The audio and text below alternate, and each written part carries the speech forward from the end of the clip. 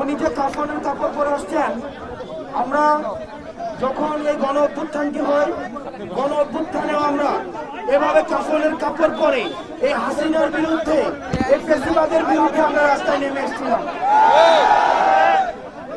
আপনারা বিডিআর যারা রয়েছেন, এই হাসিনা সরকারের প্রথম যারা নির্যাতিত হয়েছে, হাসিনা সরকারে প্রথম যারা নিপীড়িত হয়েছে, হাসিনা প্রথম যাদেরকে টার্গেট করেছে, হাসিনা এই বাংলাদেশের সার্বভৌমত্ব বিকিয়ে দেওয়ার জন্য যাদেরকে প্রথম টার্গেট করেছে, তারা হচ্ছে আমাদের এই সম্মানিত বিডিআরদেরকে।